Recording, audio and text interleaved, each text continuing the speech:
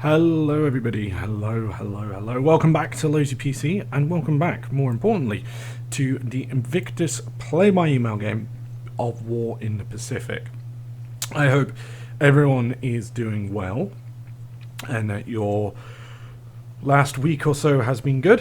We're back at it with our kind of rather aggressive push throughout the Pacific. For example, in particular down here in the Solomon Islands and in the Bismarck Archipelago, particularly at Rabaul. Now, this is our kind of big focus at the moment, and annoyingly, as we can see here, a couple of our ships being hit. Despite the fact that we've got ships that are supposed to kind of take the hits, or at least distract the hits from units at Rabaul, it seems that our ships are taking those hits, which is rather frustrating. If you ask me, but we'll just kind of see how things go. And here is us losing a light cargo ship just off the Malay Peninsula. Again, frustrating, but you know, it's one of those things that this is going to happen. I can't expect to succeed with this every single turn. And you know, we've been doing well recently against Allied submarines, so I'm not going to complain too much. So we do lose one of the light cargo ships in Rabaul, which again is frustrating and annoying, particularly when we have ships that are supposed to kind of take the brunt of that damage. And here we have, you know, again, more ships landing. And you can see we do have stuff that is supposed to kind of take this hit. I don't know why there's a tanker there, which worries me. But yeah, it seems like the AKs are taking hits and stuff, which is rather annoying and frustrating. Hopefully everything goes well. We can capture Rabaul quite nicely, and then once we've done that, we can then kind of, you know, progress forwards and you know, allow those ships to repair a little bit before we send them actually back to get a proper repair.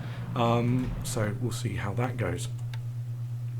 So elsewhere, our amphibious assault at Cape Gloucester kind of goes unopposed, which again is great. Not having to deal with Cape Gloucester is always useful. And yeah, we will be moving very swiftly into the day, I was trying to say. I'm not quite sure why there is no sound for this video.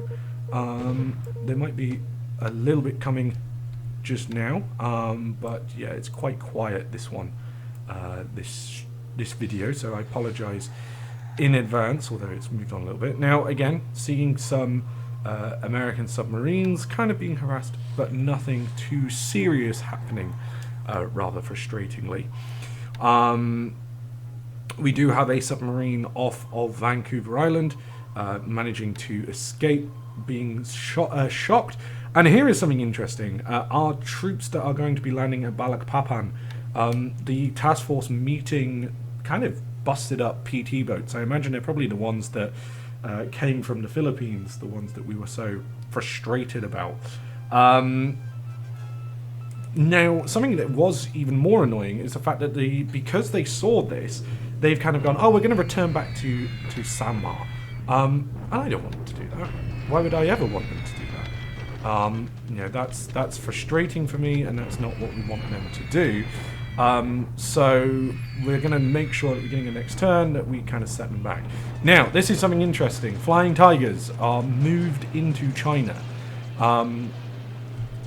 If I remember rightly from my campaign, single-player campaign as the Allies, the AVG, the American Volunteer Group, otherwise known as the Flying Tigers, do start off, if I remember rightly, in Burma. I could be wrong.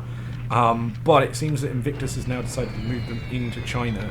That is something we need to be careful of, because they are very good, and generally are going to be better than what we have there at the moment, considering we mostly are using Nates, you know, as our kind of primary fighter aircraft in China, so we will need to try and get some Oscars and stuff there, but obviously there's other areas as well. So this is something that's interesting from Invictus, and I completely understand what he's doing. I don't like it, but obviously it's a smart move. He is kind of bombing airfields before I can even get anything there.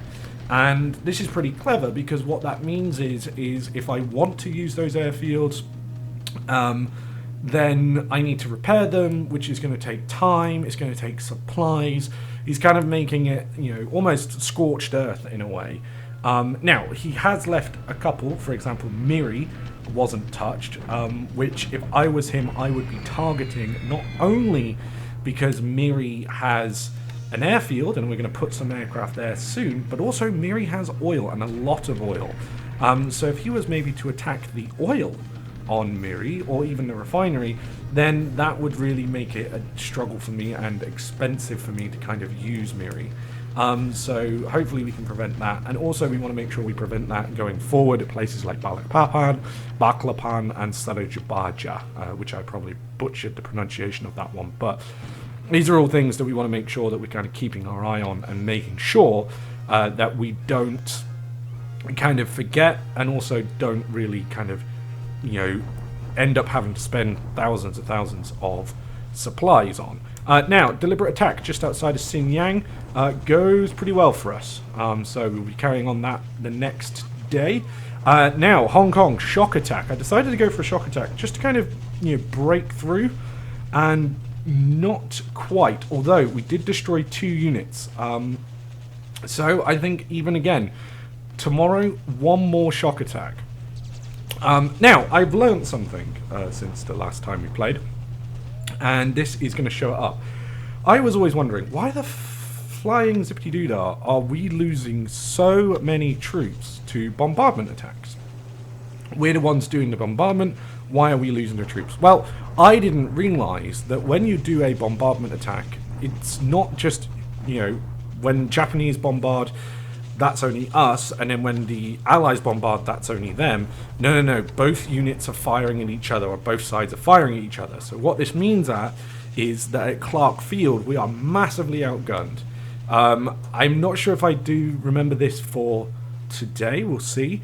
But it's definitely something we'll keep an eye on in the future. Now, remember that Clark Field, for us at the moment, is kind of our secondary objective. We want to capture Manila and allow our troops to kind of push up, and then we're going to take Clark Field. It does seem like Invictus is planning to hold Clark Field, which again kind of makes sense. It allows him to fly any aircraft out of there if he wishes, but we will kind of keep an eye on and see what is happening there. So let us kind of just have a look. There's a couple of air bases that have built. As I mentioned before, I haven't turned off all of the air bases in the game, which is something I could do and then go through and find the ones I want. I totally understand why people do that, but I know for myself I'm going to forget key bases at the front lines. So I will kind of do it as we go. Now, looking at our kind of offensive in northern China, what I was looking at there is that there is some Chinese troops moving into Chengchao, which is kind of blocking our movement at the moment. So I don't necessarily want to push straight away. We'll wait for them to move up into Chengchao, then cross the river, so we're not doing a shock attack. Here we are moving some more troops down the Malay Peninsula, kind of following the Allies. We're going to make sure that everyone is set to Singapore, or at least some of them are. And I realise I kind of forget to do that, so all of them are going to be set to Singapore so they can start getting more prep for it. Check what we've got here. We do have some gun battalions, the 18th Mountain Gun Regiment, as well as an RF gun regiment, which is 37mm. Again, we'll get them to kind of march down and follow up. And we do also have the 22nd Recon Company, which we will send as well. Get them planned for Singapore. I missed the click on that one. I get it that time. And yes, we'll send those down, and hopefully they can do what they need to do. So again, the RF, which is more of an anti-tank unit, armed with 37mm. Nothing too exciting about that, but we'll just kind of keep it as it is. Most of these are base forces, or aircraft stuff. Construction companies and things, so we'll let them build up, and then we can move some aircraft into Kota Bharu and use this as a forward base for going forward. So we are going to stick all these guys on defend so that we don't lose too many casualties. We're checking that everything else is on its way and moving, and it does seem to be that way, and I'm just going to kind of double check what we've got going on in the area, because again, as mentioned, I want to send some aircraft to Miri. Now, I should somewhere have some Ki-44s, otherwise known as Tojos, And I can't remember where I put them. Now, I'm looking at all the air bases thinking, they've got to be in one of the air bases. No, no, no, no, no. I now remember that one of the things I was going to do with them was put them in a ship and carry them over because they don't have the range. What we are going to do is we're going to move these Oscars KI-43 1Cs to Miri. I need to put them on drop tanks so that they can make it there. Now, these guys aren't too bad. If I remember rightly, the 1Cs do have two 12.7mm machine guns, so that's the equivalent of having two 50 caliber machine guns in them, which, you know, is decent for Japanese aircraft. I find that Japanese aircraft is mixed. Either they'll have, you know, piddly little pea shooters, kind of like the British aircraft do, but not enough of them, or more significantly, what they might have is they might have 20mm cannons or something like that. The Japanese aircraft, I feel like, are very mixed. The Brits, you know, they do start off with, you know, 303 Brownings, so 30 calibers, but then they they have a lot of those 30 calibers. I think some of the Hurricanes might even have 10. I'm not sure, I could be getting wrong. Definitely have 8. And then later in the game they get 20mm Hispano cannons. And that's kind of, you know what you're going to get there. The Americans generally all have 50 caliber machine guns. Again, you kind of know what you're getting, but as I find with the Japanese, depending on what they have, it's very, very much mixed.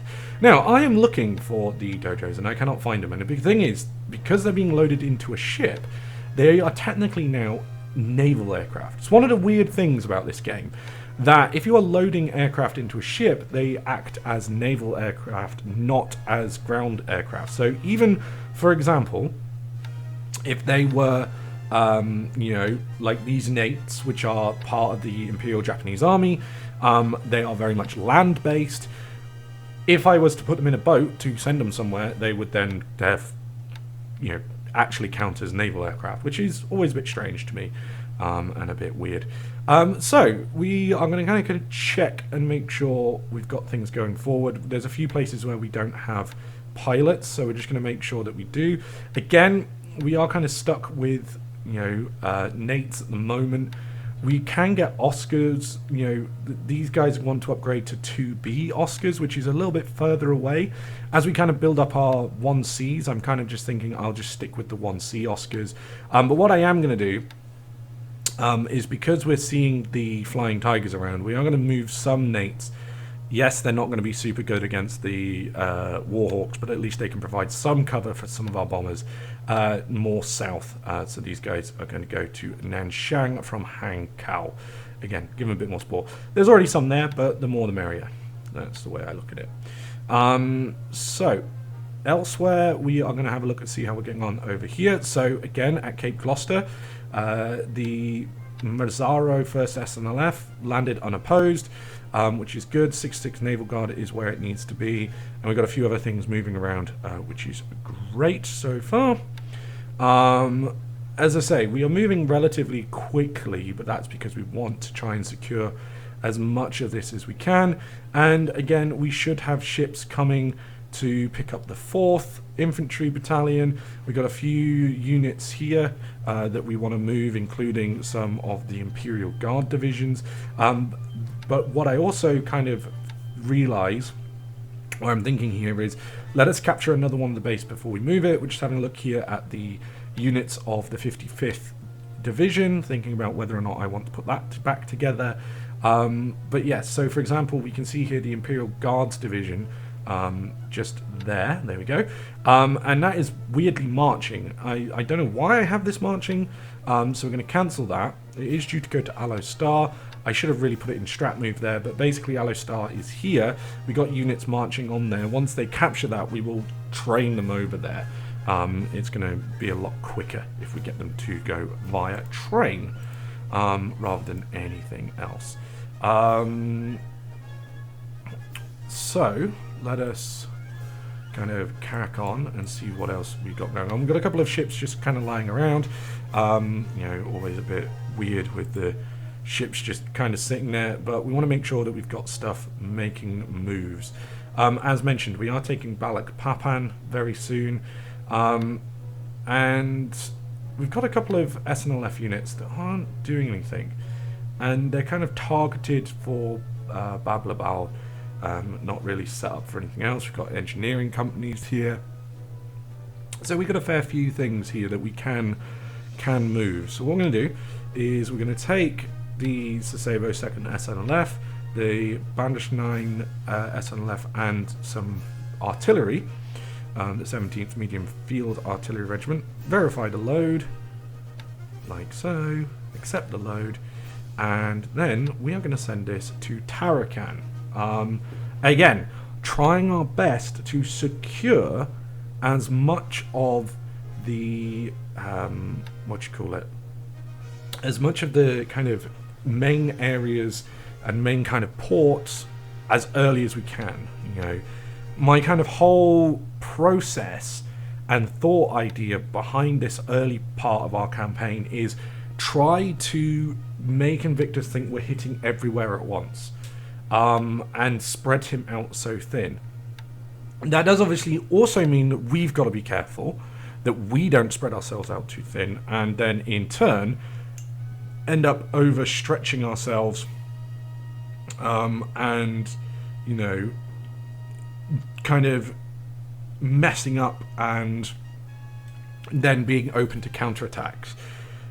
We want to make sure we secure resources, secure fuel, so that we can expand our industry, so we can make sure we've got plenty of aircraft, plenty of boats, to try and deal with what the Americans and the Allies are going to get. You know, for us, we might not get an auto victory, but if we can hold out, you know, and defend places well, then that's how we're going to win this game. That's a long way off, of course. We're still only in December 1941. Yeah, we've got a long way to go. So buckle yourselves in for a long series. So again, just kind of seeing what we have here compared to what Invictus has, and it's very much a case of we do not have anything near what he has at Clark Field for the time being, but we do have troops moving towards Manila. We do have troops moving up from the south, and we're just going to check here, just check how our aircraft production and things are going, and things are building, which is always nice to see. You know, the research points aren't getting done yet, but we are building stuff, and that's super good. Again, just checking here, you know, we're producing a lot of zeros. We are producing a lot of nates, which I might cut down soon. And you know, we've got 10 nates being built there. There's also 35 being built up above as well. So it could be useful maybe just to switch the nates up above to Oscars at some point. It will mean that there'll be like take time for that to build, but obviously, you know, Ki-27s, they're a bit outdated. They're okay in China at the time, for the time being, but when we start moving into Burma, once we start kind of dealing with, you know, American naval aircraft, they're trying to assault us, we don't want those lying around. I mean, we barely want Oscars at that point, if we can help it, but we'll keep an eye and see how things go. So we will leave it here, because, you know, pretty much everything is where it needs to be. So I will thank everyone for joining us and the support so far for the streams. Do go check out Invictus's point of view. Obviously, don't, you know, as mentioned before, don't tell each other what's going on. Enjoy that and leave that to yourself.